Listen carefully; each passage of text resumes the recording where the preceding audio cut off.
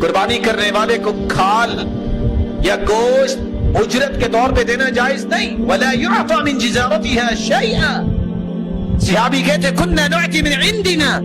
ہم جس سے قربانی قصاب سے کرواتے قربانی کا گوشت اس کو نہیں دیتے تھے بطور اجرت نہ کھال بلکہ پیسہ دیتے تھے.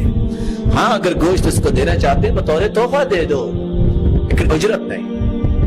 رسول اللہ صلی اللہ علیہ وسلم نے فرمایا جو قربانی کرتا ہے وہ خود بھی کھا سکتا ہے.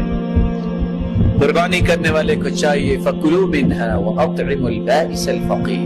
خود بھی کھائے فقیروں کو بھی دے نا امیدوں تک بھی پہنچائے جن کو کوئی بھی نہیں پہنچاتا. فَكُلُوا مِنْهَا وَأَطْعِمُوا الْقَانِعَ وَالْمُعْتَرَ. خود بھی کھاؤ اور قناعت کرنے والوں کو بھی دو جو مانگتے نہیں ہیں ان کے گھروں تک پہنچاؤ. وَالْمُعْتَرَ. ضرورت مند کو بھی دو مہمانوں کو بھی کھلاؤ.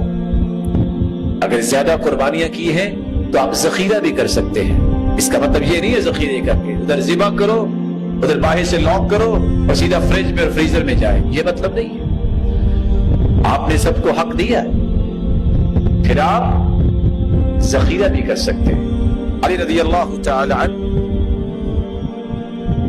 ان کے سامنے جب سفر سے آئے کھانا رکھا گیا فرمایا یہ گوشت کون سا ہے؟ کہا قربانی کا. کہا اتنی مدت ہوگی ابھی تک پڑا ہے. میں نہیں کھاؤں گا جب تک اللہ کے رسول سے نہیں پوچھوں گا.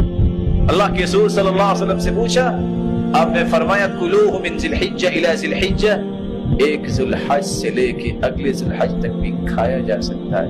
ہو سکتا ہے کچھ لوگ کباب بنا کے رکھ لیں چلو مہینے بعد 4 کباب لگا لیا کریں گے کوئی حرج نہیں. شریعت نے اس بات کی اجازت دی ہے. صحیح کی روایت ہے. لیکن اس کا مطلب یہ نہیں ہے کہ ساری دنیا محروم صرف کباب چلیں گی تو میرے گھر بھی سارا ساتھ چلے گی باقی کسی رشتہ دار کو ایک بوٹی بھی نہیں پہنچے گی. اس کا یہ قدر مفہوم نہیں ہے.